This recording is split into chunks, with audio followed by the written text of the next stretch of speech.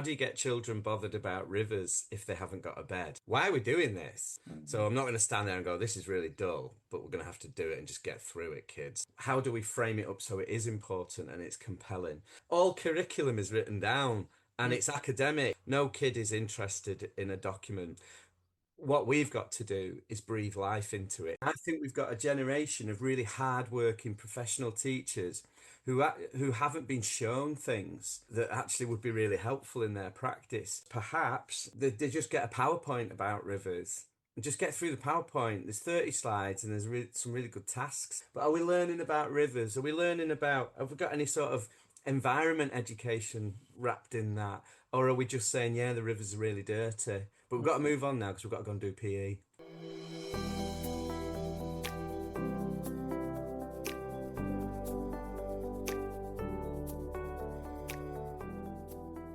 Hi, welcome to Creative Minds Shaping the Future. I'm your host, Emma Palastanga. I'm an educator, author, and now podcast producer, curious to discuss a range of views on creativity and curriculum. Hywel Roberts, speaker, writer, storyteller, humorist, and educator. Hywel has taught in secondary, primary, and special settings for almost 30 years. He shows others how to bring learning to life for all children and young people. In particular, he has drawn on and adapted the work of Dorothy Heathcote, with whom he studied, and her powerful Mantle of the expert approach to learner engagement. He contributes to university education programmes and writes regularly for the TES as the travelling teacher. Hywel deals in botheredness, creative practice, curriculum development and imagineering. Hywel is a much sought after educational speaker, an independent thinking associate, contributing to events worldwide. At a time when people are believing that discipline and no excuses are what is needed to keep a difficult class on task, Hywel shows that creativity, humour, imagination and what he calls botheredness might be a far better set of professional skills to bring to any classroom. So, Hywel, welcome. Thanks, Emma. We're going to dive straight in with a question I ask every guest. How do you define creativity? Oh, Emma, it's a tough one, that, isn't it? And I'm sure you've had better guests on to explain that than me. But I define it as just thinking sideways a little bit and just looking at what we should be doing. What should we be doing? And this is from a classroom perspective. What do I need to teach my kids? What should I be doing? What could I do? So the could is doing what you should do with purpose, uh, making sure you're doing what you're paid to do, but doing things perhaps that are absolutely tied in with the needs of the students in the room. So that's kind of a teacher definition of creativity. Now, in terms of creativity as a big thing, what is creativity? To me, it's the pursuit of joy, and it's the pursuit of meaning in yourself, in things. I like music, so I play music, I listen to music, I get obsessed with, not obsessed, well, maybe I am. I'm invested in, musicians, I'm a fan. So creativity to me is kind of like the things that tie stuff together that sometimes don't seem to tie together. I only started thinking about definitions of creativity when I got, when I met Sir Ken Robinson. When I say I met him like on a screen where we were being shown his TED talk. And it just tied into a time where I was really thinking about all this stuff, and he just spoke to me. It was like he was just talking to me about it. It was really profound. Mm. But creativity doesn't have to be profound. It can be very simple. It can be solving a little problem. It can be, just making your life easier. I think that's brilliant. I'm a fan of Sir Ken Robinson, as most of us I think are. Or there's a lot of people within this realm who really do appreciate what he's started. But also Anna Kraft is somebody that I look up to with little c creativity, that everyday problem solving, Yeah, and then your musicians and artists, the big C expression of creativity as well. yeah. That's it for me. And it's And with creativity, and the reason I mentioned joy as well is because it can be an internal thing. Mm, And it can obviously it can be a thinking thing or it can be a practical thing, it can be a doing thing. I mm, worked with some artists at the National Gallery, and they're obviously just brilliant experts at what they do. mm, But the bridge I was helping them to cross was to how to, if you like, protect visitors, children essentially, from visiting schools, many of whom, well, the majority of whom had never stepped foot in a gallery ever. How mhm, do we get them to see the paintings? And by see, I'm underlining that word. How do we get them to see the paintings? And obviously, that's where, you can have all the expertise in the world, but if you're not creative in your approach to relationship building, then you might have a struggle on. mm. Which is why I was there. They were brilliantly talented and wonderful people, and they just needed some hacks. Yeah, Maybe that's what creativity is. yeah, A maybe. series of hacks. Can you talk to me a bit about protecting those Yeah. visitors? You talk about that in your book as well, about Yeah. protecting children into the curriculum. Yeah. I think, well, I mean, I could talk all day about it, and sometimes I do. But it's essentially, how do you get children bothered about rivers if they haven't got a bed? Now, that takes some creativity straight away. You can be an expert on rivers, and you need to, if you like, chunk that knowledge up.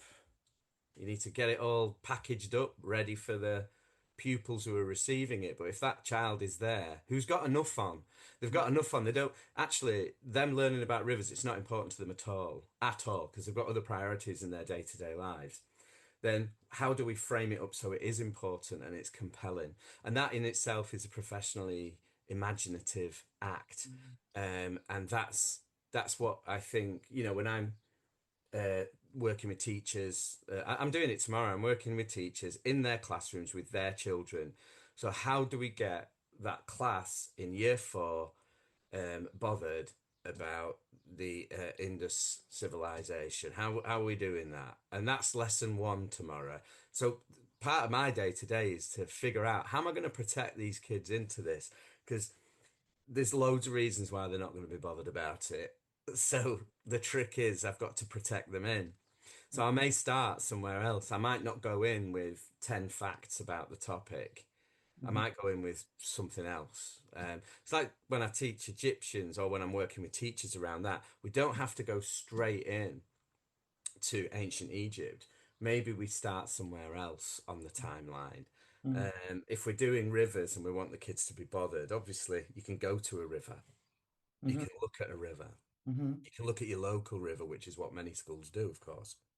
It's it's just by protecting in, just thinking of the rivers analogy, it is like building the stepping stones for children to cross that river, mm, so they're safely on the other side. Now, they might not be punching the air about rivers and thinking rivers have changed their lives, but what they might do is think, well, yeah, okay, rivers are quite important mm. historically, geographically, through geography, through history, across the piece. So it's getting them really to see it from their point of view, isn't it? Why is it important in their lives? That's what you're trying to achieve by the botheredness. Yeah, and it's why we're doing this. Mm, Someone's decided we've got to do it. And I, as the teacher, I'm the advocate for that. I'm going to agree with that we should do it. So mm. I'm not going to stand there and go, this is really dull, but we're going to have to do it and just get through it, kids. It's I'm pretty sure I've said that to a class before in my life. So, there's no shame in it. Probably not alone there. No, no, I don't think I am. But it's building the botheredness, I'd say, and it's finding ways of, if you like, connecting the material to the child. All curriculum is written down and Mm, it's academic and it doesn't speak to children at all. It speaks to teachers, maybe families who are interested, Ofsted inspectors and visitors to the school like me. That's what that's for. No kid is interested in a document. What we've got to do is breathe life into it, and that's the could. So the should is what we've got to teach. We've agreed that. The could is all the trickery and the if you like, the the tricks, the autonomy that we might feel as teachers. It's the toolkit. And in my work, I have found that teachers have toolkits, but they can be quite narrow, and it's not their fault. It's just that that's how they've been professionally brought up. When I was professionally brought up, I was given a vast toolkit. There was even a book by Paul Guinness, sadly not with us anymore, called The Teacher Toolkit, which was a book from the 1990s. It's got like, I can't remember now. I'm looking at it, it's on the shelf over there. It's just timeless.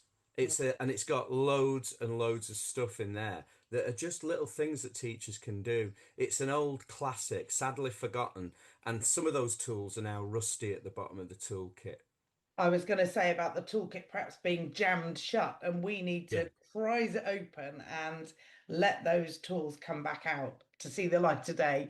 And yeah, I kind of laughed when you said breathe life, because whether you've used that phrase in your book and I've absorbed it, I don't know. But that's exactly what was on the tip of my tongue, that yeah. the curriculum is there, like you say, as a dry written document to tell us, to guide us through. This is what your statutory requirements are, but it's for us to bring it alive for children. Yeah, and we've got to protect each other into that because it's easy for me to sit here and say that. Mm. I'm not driving to the same school every day.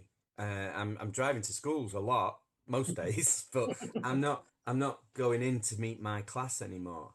And so it's easy to be quite profound about or attempt to be, Mm. profound about all this stuff.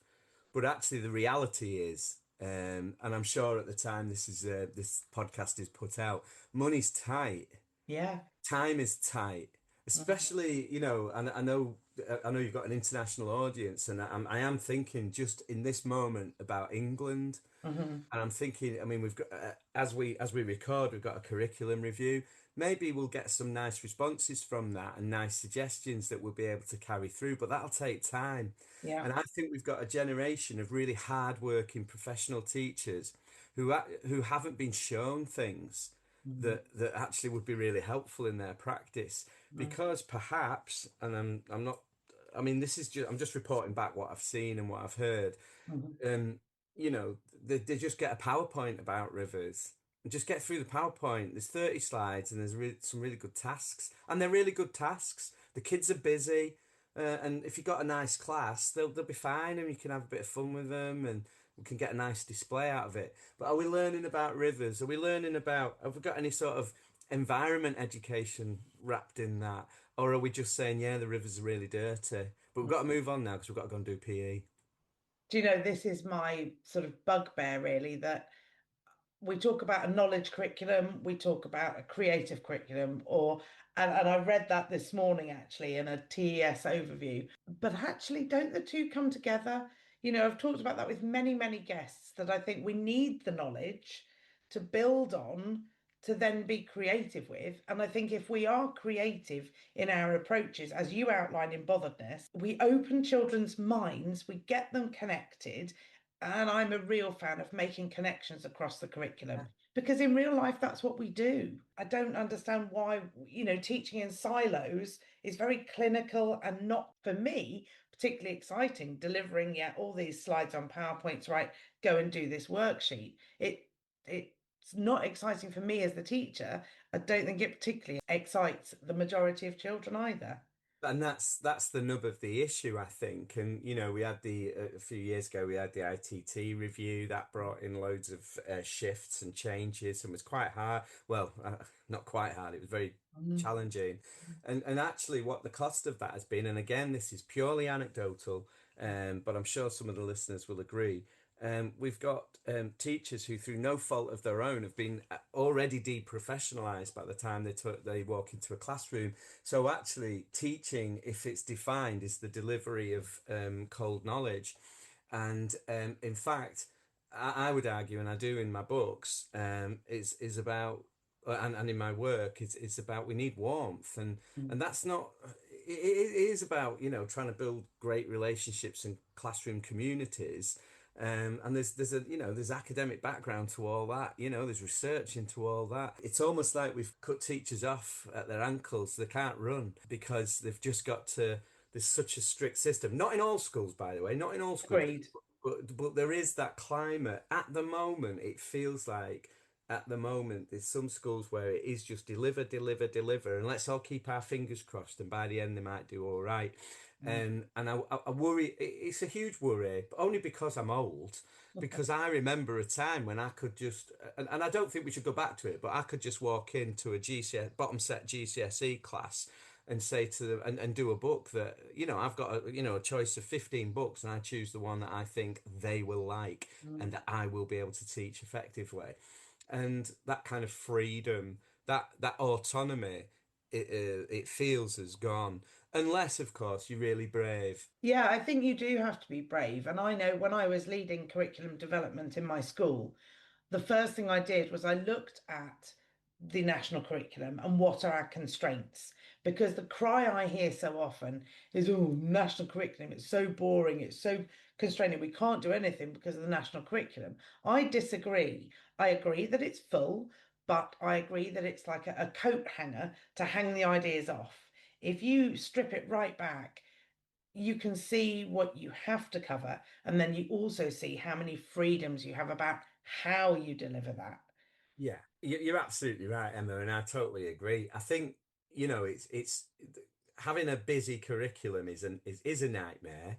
I mean, a lot of schools I go into, great schools, fantastic schools, full of brilliant people, working really hard in a system that isn't very compassionate towards them or the children. Mm, And what I see actually is people just doing, really working very hard and doing their best.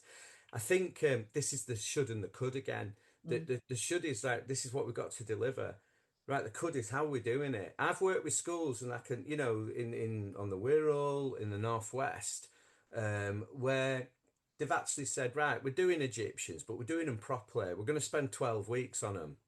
We're not cutting them short because of harvest.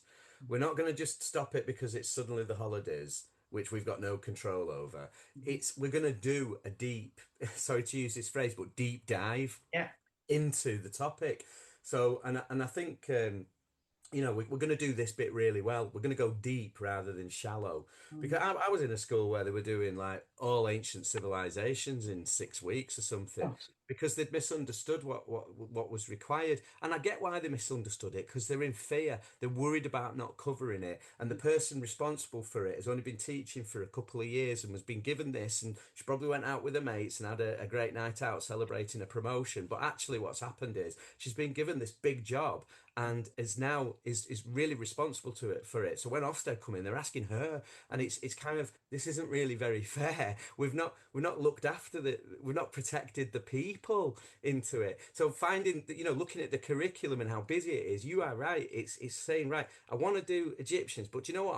I'm going to focus the whole thing on the behavior of Howard Carter. I'm going Yeah. to do it all through Howard Carter. We're Mm. going to learn everything through the lens of Howard Carter. And that to me is original, authentic, and also meeting the needs of the curriculum. I think one of the things that I promoted, much like you said, is slowing things down. Yeah, Less is more was my mantra. yeah, Let's do less, but do it really well. And interestingly, you spoke about the Indus Valley. Just going to throw in there, that was one of the topics that we looked at. And I taught sort of the key pieces of knowledge. But what I wanted to do then was get the children to research an area on their own. And they kind of taught each other. So we went into role using Dorothy Heathcote, and I know that you're a fan and have worked with her. So we'll talk about more about that in a minute. Um, but we went into role and we were producing a DVD. You'd probably do a website nowadays, but back then we were creating a DVD to educate other year 6 children about the Indus Valley. So we were a business yeah, and each child had to produce their own chapter. I mean, we recorded it on tablets and mm, then watched each chapter at the end of the topic. So it taught each other. yeah. We didn't actually put it onto a CD, but that was the premise. That was our context for the learning, and they absolutely loved it. They're gonna because you've given them a purpose. Many kids will go to a classroom like their teacher. They will like their teacher. They will sit down and they will say, what are we doing today? Mm, The teacher will deliver, deliver, deliver, and the kids will then do the task, and it's job well done. mm, But for me, is that it? Is mm. that? Is that why we became teachers? And Mm. it's not why I became a teacher. No. And I don't believe it's why many people became teachers. They want it does sound mawkish. It can sound mawkish, Mm. I do try and explain it in my book, but it's a very precious job we have. I work for good trusts. There's some trusts I wouldn't work for because I don't like the values, or Mm. I don't think they tell the truth about the values. Obviously education's shifted so much over the last 20 years or so, Yeah. but you can still remain consistent with what you believe. That's the cud, you see. You can use that your moral purpose, your values to actually develop a curriculum. You develop a lesson where Mm. actually you're placing kids in a real realm of purpose, just in the way that you've described. Mm. I like doing all the exhibition work, the end of topic with Yeah. primary, but we could do it with Key Stage 3. There is absolutely no reason why we can't do it with Key Stage 3. And that's that. I met Dorothy Heathcote because that's what we were doing. We were looking at Key Stage 3. My head teacher, Matthew Milburn, brilliant, absolutely brilliant head teacher. He was responsible for what I'm doing now. Him and a few others. He was amazing. He was a drama teacher though. He found himself in headship in a secondary school, working class secondary school in Barnsley. And if anyone's heard me speak, they'll be sick of listening to this. But he just said we need to do things differently for Key Stage 3. Mm. So we were doing, everything you just described that with year six, we were doing that with year eight. Mm. We were cosplaying primary. He brought in Dr. Debra Kidd, who was a great educator, who I've done a lot of work with. I wrote a book with her. She's just brilliant. She opened my mind. And then, of course, he was bringing in people for us as humble teachers, classroom teachers who have got enough on with a busy curriculum. Mhm. He was bringing people in to come and help us and to not to go again, not to tell us we're doing it wrong, but to stand with us. So Dorothy Heathcote, that wonderful, wonderful human, Yeah. she's standing with me with my year nine as I'm watching me struggle a little bit because I'm Yeah. trying things different. I'm surviving, but I'm exploring, and then I'm coping, and then I'm exploring, and then I'm coping and exploring. That kind of cycle of secondary teaching, definitely, but I'm sure in primary and special as well. Yeah. But Dorothy Heathcote, she was very much flying alongside. Wow, what an exciting opportunity for you. And great to have that professional trust from your head teacher as well, to be able to try things out and to explore and to experiment. And I think that's really crucial. I don't know if you've listened to episode 1, but Tina and Claire talk very Yeah. much about that. Absolutely, and Tina's school's brilliant. And I went to with Deborah because I know Deborah Kidd, who'd worked with me at my school, went to go and work with Tina, and they produced a fantastically rich and warm curriculum.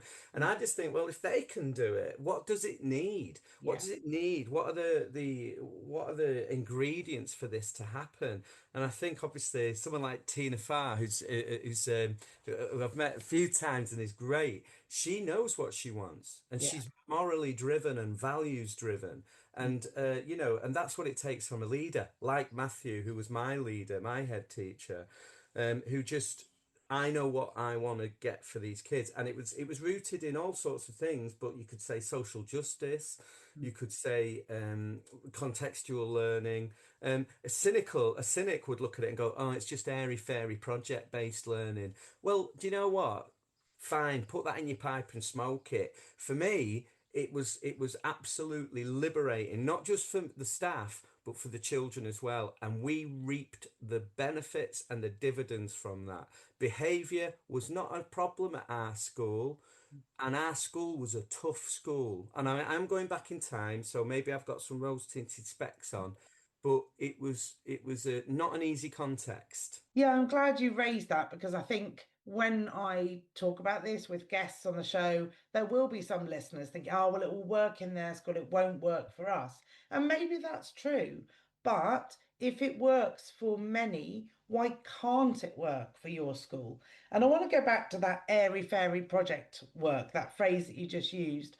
Something that has bothered me is the fairly recent Ofsted report, actually, where they looked into I'll try and find the actual reference, but they looked into how has the curriculum changed. and it referenced project-based learning and said, look, don't be afraid to teach that way. It's fine. You can teach that way. We're not saying don't. And in the next breath, it said, but when we looked at it in 2018, what we discovered was the depth of knowledge wasn't very good. So for me, reading that, I can take it one way, but I can also see how others may read that as you can teach in project-based learning. We're not stopping that, but actually we'd prefer it if you didn't. And I have invited Sir Martin Oliver on to unpick that report with me a little bit deeper because I would absolutely love for him to discuss that with me. Yeah, I think there's many who'd like to hear the responses there around that. I just think that like any, I was going to say this earlier actually, Emma. It's you know, having a busy curriculum and a really robust curriculum is excellent. But as I'm sure you've talked about in your other podcasts, it's about how is it alive? It goes back to that what's it lived like, and you can have as robust a curriculum as you want. You can have it. It could be brilliant. You could publish it. You can stick it all over Twitter and do threads about it. But actually, what's happening in the room and what's the experience? Now, if you're not bothered by that, if you're thinking, well, I don't care really, I just want the kids to have a really neat exercise book and not give me any jit. If that's all you want, well, knock yourself out. But I'll be honest with you, that's not. If I was a teacher of like 27 years old, as I was when I was like knocking about with Dorothy Heathcote. If that's all I wanted, I couldn't imagine staying being a teacher for the next 30 years or whatever. Um, I want my job to be full of life and exciting, and I don't want to be sitting there thinking, oh my goodness, I've got to teach the plague again. We've managed to make it boring. When I did my Ofsted training, we were trained to look through the eyes of a child. What is this experience like for a child in this school? Yeah. Well, going back to that, here's the worksheet.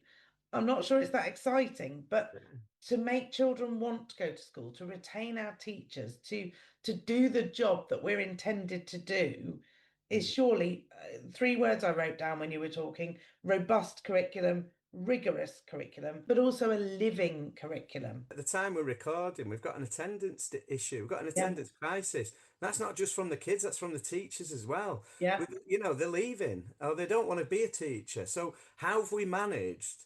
How have we managed? And I say we as in everyone who works in education and Yeah. is bothered about it. How have we managed to ruin it? How have we managed to make it seem less appealing? We've got to have more than an advert in the middle of Coronation Street with someone looking in middle distance. Oh my goodness, we should all be advocating for how wonderful it is, but it just seems to be in short supply, all that. I'm very privileged because I'm a freelancer, like I say, so I'm not really beholden to anyone, and I haven't really got a boss, but when I'm invited to go and speak to a staff, I do. Obviously, I check what I can say, and I don't want to say the wrong thing. Sometimes that goes wrong.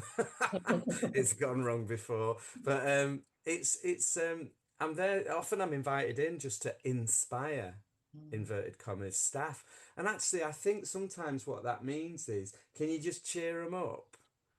And I think, well, and that's fine, and I'm really happy to do that, and I love doing it, by the way. I absolutely love it. But isn't it a shame? Yeah. And Yeah. it's even worse when I've been asked to cheer up head teachers, because it's like, well, they've got a lot on, Yeah. and how have we managed to drop the ball? And if kids don't feel like they're part of something, they won't turn up.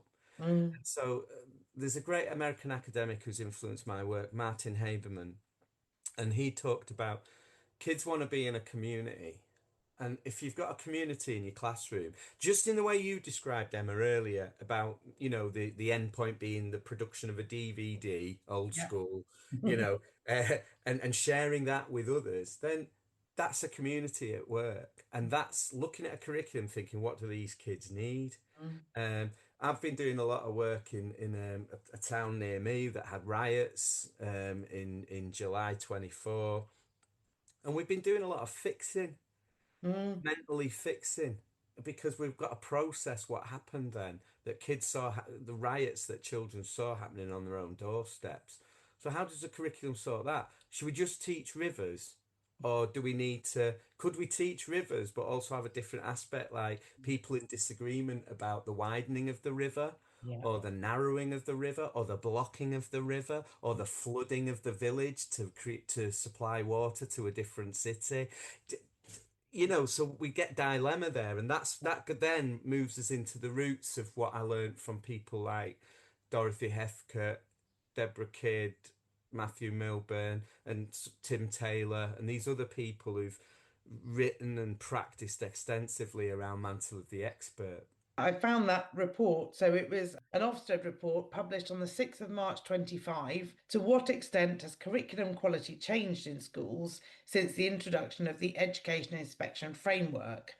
And it says a focus on subject specific knowledge should not prevent a topic based or thematic approach. But then it said in 2018, inspectors felt it prevented coverage, that word that every teacher talks about. Well, Yeah. not every teacher, but we all worry about, I think, and progression. And I just feel it's feeding into that fear of, well, we must get through it, we must cover it. Mm. But they're saying, well, we're not saying you can't. But there we go. That's the Mm. reference I was making earlier. Yeah, and that goes back to themes that we've already covered, perhaps Yeah, around fear and yeah, if you're 23 and you've got your first role, or you're going on teaching practice, you're younger, you're going on teaching practice because you're doing a degree. You got so many things you're worrying about. You perhaps aren't concentrating mm, on, you're perhaps not really thinking really creatively and imaginatively about the Great Fire of London, because the mm, Great Fire of London was an event and you just need to teach it. The kids just need to know some stuff about it. And besides, you've got to sort out the water bottle situation, where the kids are using their drawers, how they're sitting on the carpet, does the whiteboard work? Why haven't you been given a password yet? And did you park in the wrong place this morning? So you're cognitively overloaded before you begun. It's a total nightmare. So you're not going to have the headspace to think, oh, I really must be more creative about my delivery of the Great Fire of London. But what we're talking about, you and I, Emma, mm. is we're saying, well, maybe that should be the central focus. Absolutely. Yeah, After the other stuff is tidied up, we should be allowed to teach. yeah, And and we may have a mixed bag of kids, and I say that with love. We may have kids who are all different shapes and sizes and different needs, but they're our kids. yeah. And you got to love the class you've got. And that's mawkish. But someone said that to me once when I was struggling, and actually it really hit home. Yeah, yeah, absolutely. And I think that goes along with when people see something working. It was Finland for a while. Yeah. This is amazing in Finland. Let's pick it up, bring it back to the UK. And actually, doesn't always work. We've got to look at our context and Yeah. our children and Yeah. adapt it to them. What's your most memorable lesson in terms of creativity, either from your own school days or one that you have taught? I have thought about this because obviously I don't want to give away any secrets, but you did send me the question. Um, but I found it I found it quite hard actually because a lot of my time now is spent going into class, and I think this is why I'm busy and I'm very grateful for the work. But I go into class, I'm doing it tomorrow, and I'm modeling, if you like, some strategies. Mhm. But these are the strategies that, if you've been teaching a long time, you'll know. They're rusty at the bottom of people's toolkits, like we were saying at the start, and some people just have never been exposed to them. If you train to be a primary teacher, for example, or a Mhm. secondary teacher, actually, because I trained secondary and I taught for secondary a long time, we were told things like drama strategies, not drama, not theatre lessons.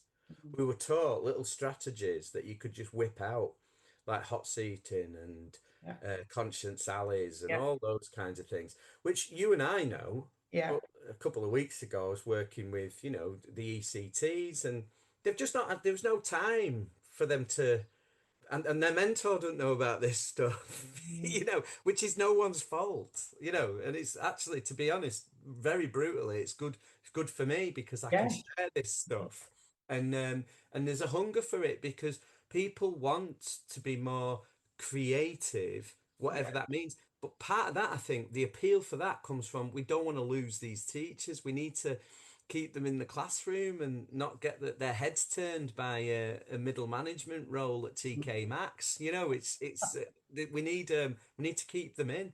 yeah, Um, But it's sorry, I've really strayed off the question. I'm not avoiding it. But for That's all me, right. just last week, then I'm in a classroom and the theme is living things, and it's year two. Hmm. And sorry, forgive me, it's year one. And they're tricky. Hmm. Do you know? The Yeah. class is tricky. The teachers, the head tells me this class are tricky. Now, I've already said I'm a secondary trained teacher. I find myself in year one sometimes feeling like those blokes from Withnail and I who go on holiday by mistake. I find myself, how have I got myself in this position where I am now being watched teaching year one? Yeah. How's that happen? So what I do, and my trusted go-to is really using the botheredness methods that Yeah. I share in my book. I just think, right, where's the story in living things? The kids have learnt about flowers. They've learnt about, caterpillars and butterflies. And so I'm thinking, right, I just want them to apply that, their learning. So I say, let's say, Hmm. and let's say, and people who are familiar with my work will know all this, but let's say is kind of an invitation to imagine. It's better than let's pretend. Hmm. It's superior to let's imagine. Let's say. So let's say there is a man sitting in a chair in a garden that looks very sad. The chair has wheels. So we're already in the realms of inference and Mm. language and oracy because the kids are talking to each other about what is a sad garden. Yeah. And I just draw it. I draw what they say on a whiteboard. Hmm. And what I'm building is a context. Hmm. And the reason I really loved this lesson, and it's fresh in my head, that's why. So it might not be my favorite, but it's just fresh because there was a little boy in there who was tricky, really tricky. And I was really trying hard not to run around the room after him. Do you know when you're really thinking, I cannot just bring myself to do Yeah. that? And but he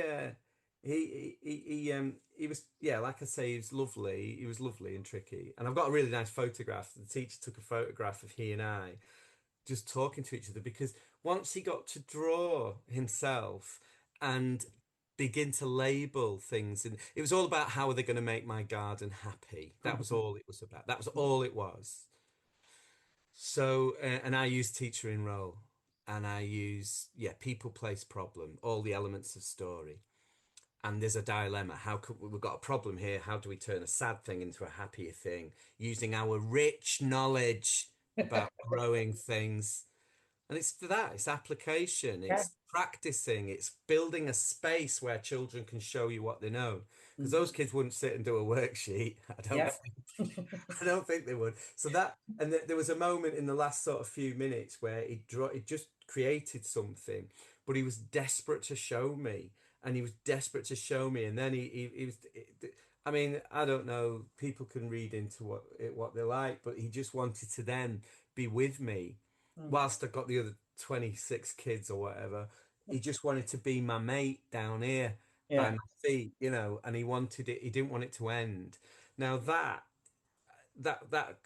gives me, well, do you know what it is? I think when we say our favorite lesson, I think it's what gives you joy, what gives you Mm. professional joy. And Mm. that gave me professional joy. It was enhanced when I got a photo through of me and that little boy, which will now be on my PowerPoints, and I'll say, that little kid there, let me tell you about him. That's lovely. That's really lovely that he had that agency as well, didn't Yeah. he? Really involved, really bothered, to use your Yeah. term, bothered by that lesson. And it could have been a very dry lesson, but it wasn't. You brought that lesson alive. It, it could have been difficult because it's sometimes easy when you're a visitor because you're a novelty, but Mm. they weren't coming from that point of view. They were testing you. The teachers were watching me earn a living. Not that they were enjoying it, I'm sure.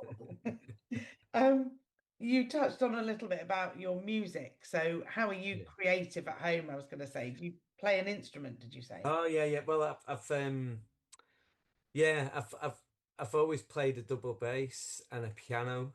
not at the same time. Well, there's your next challenge, Hal. I know. Yeah, yeah. I play the bass and piano, and I like playing with, we've got friends and we play together, and it's actually good for me. It's good. I find it really good for me. Yeah, mental health, I suppose. Mm. It's creativity in it, and I Mm. love playing, making music, and um, yeah, we were talking about it yesterday, actually, me and a couple of mates, because we all had piano lessons, it turned out, but I was the only one who carried it on. And Ah. now they're really cheesed off because they didn't carry it on.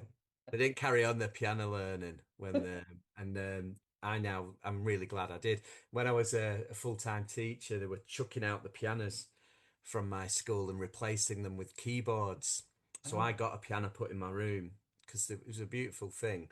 And so I'd just use that as part of my behavior management strategy. I'd just knock out Elton John or Green Day or Oasis, and my kids would settle. Oh, sounds We may lovely. even have. I'm not sure how Ofsted would feel about that, but we'd sometimes finish the lesson with a sing song, and that'd be in English. But I don't know.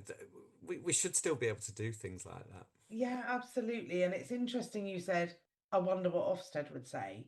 And Mm. I think that's a phrase that I really Yeah, don't like because I think yeah, it's not about what Ofsted would say. mm, What every educator, it's easy for me to stand back and say this. yeah, I understand how we feel when a visitor, any visitor comes in and observes mm, us.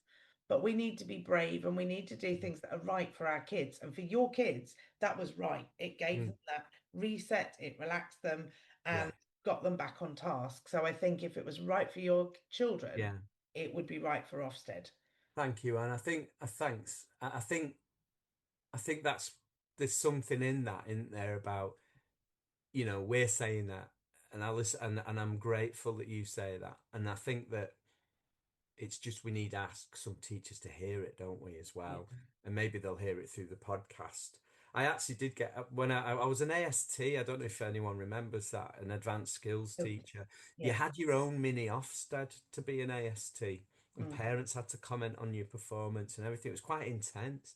Mm. But I remember the assessor coming, and she was an Ofsted inspector, and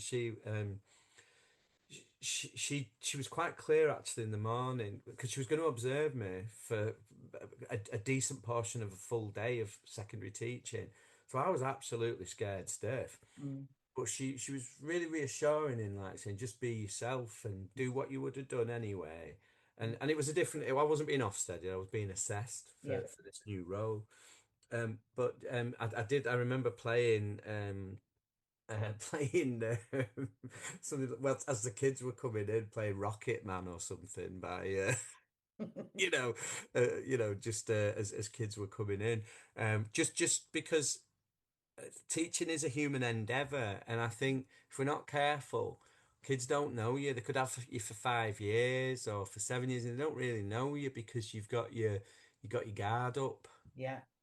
I don't know. I sometimes worry. Sometimes when I'm talking like this, I'm kind of harking back, but I just don't see why we can't hark forward with this. Yeah, I This think you need to narrative. have that connection with children. And if you don't have those little silly moments or giggles or Yeah, sharing of personal stories within boundaries, of mm, course, I think that does allow them yeah, to connect with you more. and And I've told children that I'm doing this podcast, and yeah, there's one chap every week I go into school. He says, "How's your podcast, miss? Who have you interviewed this week?" He's yeah, really interested in yeah, what I'm doing, and I think it's lovely uh, yeah, that they've got that. And I wanted to just mention to you, as an Ofsted inspector, I observed a teacher. She was a year two teacher. And as I was observing, I thought, she's not really reaching these year two children. Her content is aimed very low, and mm, I was quite concerned. And I gave her some feedback, and she said, "Do you know what it was?" She said, and it was, I'm afraid, a slide delivered lesson. Should I clicked on the wrong slides? Should I knew I'd done it as soon as I started? But she said, "You were sat there." I said, "Okay, what would you have done if I wasn't here?" She said, "I'd have said to the children, oh, daft old me, yeah, clicked yeah, on the right ones." I said, "Please mm, don't not do that because I'm there." So mm, she asked if I could go back and observe again. And I said, "Well, look, I'll check with the lead inspector, see what I can do. That's a reasonable request. so long as we've got time. I did go back. I observed it. It was a brilliant lesson. Yeah, and that's decent. It's about being decent, isn't Yeah, it? And yeah, being humane and compassionate. There's people grafting, there's people who are putting in a shift in a lot of schools, and yeah. schools that are operating at edges, Mm. schools that schools where we get desensitized, I think, and I think the public gets desensitized to what's going on in schools, and we need to address a lot in teacher training, in the job itself, in leadership, in all those things. We also need to find the bits that are good and celebrate them, and in not a sentimental and mawkish way, but sometimes that's those are my Yeah, yeah. go-to approaches. But it's like I may be self-deprecating there a little bit, but it's you can't become an experienced teacher if you sack it off or you just say, well, this isn't for me. And I think some people leave before they've had chance to shine. As I say, I was teaching for 6, 7 years before I realized actually I know what I need to do to become a teacher that I want to be, you know. And it made I was probably teaching a similar amount of time, maybe 4 years, where I would just robotically teach what I was told to teach. Yeah. And it wasn't until that point, I think it was at that point I did my master's degree. And I thought what it was, actually, it definitely was. And that's where I got the passion for creative curriculum, where I thought, why am I teaching what I'm teaching? Mm. And it was asking that question, why? And I know you put that early on in your book because I punched the air. I was like, yes, ask yourself always why. Mm. What is the purpose? Why am I teaching it? Why am I teaching in this way? Why am I teaching the curriculum in this order? And that's about the rigor of your curriculum Mm. and making it meaningful to those children. Yeah. Yeah. Mm. And we've got all the resources in the world now. Mm, Resources you and I didn't have perhaps when we started teaching, but sure. we've got all the resources in the world. So actually that aspect of teaching has become easier. If you don't know something as a professional adult, you can go find out really quickly. Really I, quickly. I, I do that a lot. I Yeah. do that a lot. I'm often found in a brewer's fair, on Google, reading up some ancient history about something I've not got the intellectual prowess for because I've never taught it before, perhaps, but I'm going to be doing it the next week or the next day. Yeah. So I'm finding out. So that kind of aspect of practice it's really accessible now and so on. So it really should be a good time to look at pedagogy and look at how we're protecting kids and so on. Completely. So, what's next for you, Hal Roberts? I'm I've got 2 books coming, but they're not all by me. I've got a book, my botheredness book has landed really well, and that's what gives me confidence to talk the way I do, Emma, Hmm. to you, because it's really hit nice nerves. It's not got on anyone's nerves. It's hit nice nerves, and it's so the I pitched to the publishers that perhaps we could have a series. I'm a humanities, English, lit, lang kind of person.